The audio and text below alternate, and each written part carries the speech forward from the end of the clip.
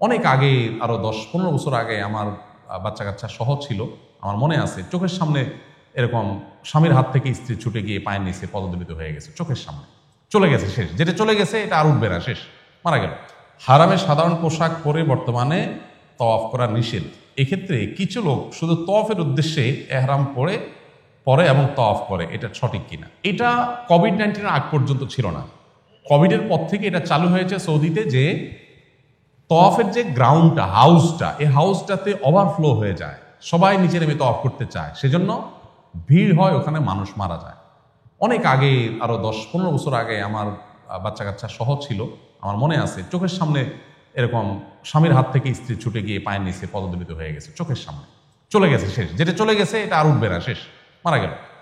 তো এগুলো একসময় হতো, এটা যাতে আর না হয়, মাতাফে যাতে আননেসেসারি ভিড় না হয়, এই জন্য সৌদি কর্তৃপক্ষ সিস্টেম করেছে যে এহরাম পরে আসবেন, তার মানে আপনি উমরা করতে আসছেন, এহরাম পরে আসবেন মানে আপনার ফরজ তওয়াফ করতে আসছেন, এইটা আপনি হাউজে করবেন, ফ্যাসিলিটিস পাবেন। এটা শেষ হয়ে গেছে, বাকি তওয়াফগুলো আপনি উপর দিয়ে করবেন, দোতলা, তিনতলা, চারতলা, ছাদে করবেন, কিন্তু এই হাউজে আর নামতে পারবেন না। এটা হলো ভিড় কমানোর জন্য তারা করে, যে একই লোক বারবার করে, নফল তওয়াফ করে। এখন আপনি চিন্তা করলেন যে সৌদি পুলিশে ধোকা দিতে হবে, সেজন্য আপনি হোটেল থেকে এহরামের কাপড় পরে নামলেন।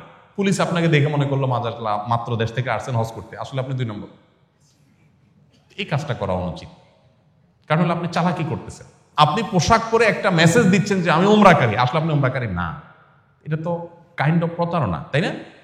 কিছুটা প্রতারণা। ডাইরেক্ট মিথ্যা আপনি বলতেছেন না মুখে, কিন্তু আপনার আচরণ দ্বারা আপনি করতেছেন। কেন করবেন, কি দরকার? মনে রাখবেন, আবেগ আর জেদ খেদ মেটানোর নাম ইবাদত না।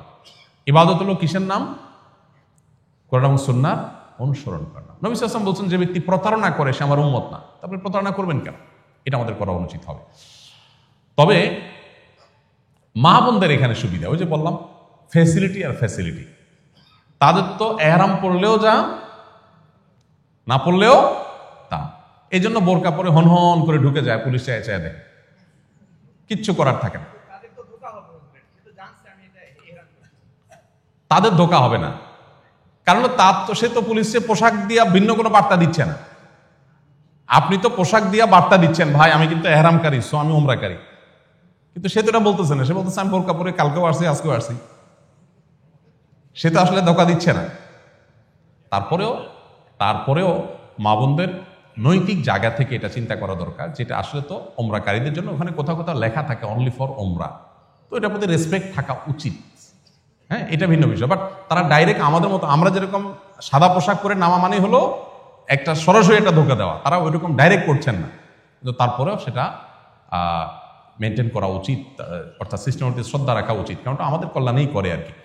আরেকটা বিষয় হলো যে মা বোনরা অনেকে তওয়াফ করতে গিয়ে এই যে ভিড়ের মধ্যে পুরুষদের ধাক্কা ধাক্কি, সেখানে কিন্তু অনেক অনাকাঙ্ক্ষিত হলেও, অপ্রত্যাশিত হলেও অনেক অমানুষ, অনেক খারাপ লোক কিন্তু মাথাতে থাকে।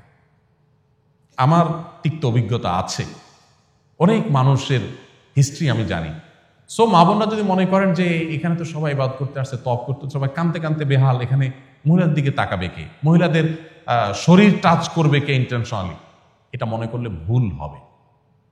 ওই জায়গাতেও শয়তান থাকে, চোর থাকে, বাটপার থাকে। সো আপনার সতর্কতা আপনাকে নিতে হবে, যে আমি আমার সেফটি, আমার সিকিউরিটি, আমার পার্সোনালিটি আমাকে মেনটেন করতে হবে। সো হাজব্যান্ড বা ছেলে, ভাই, কোনো মাহরাম সাথে থাকলে ভালো, আর না হলে মহিলারা কয়েকজন মিলে খুব সেফে দূরে দূরে তাদের মতো করে তারা চলবেন। পর্দার বিধান লঙ্ঘন করে ধাক্কাধাক্কি করে তওয়াফ করা, এটা জেদ মেটানো, এটা ইবাদত না। ইবাদত ভিন্ন জিনিস, কিন্তু এটা আমাদের খেয়াল রাখতে হবে।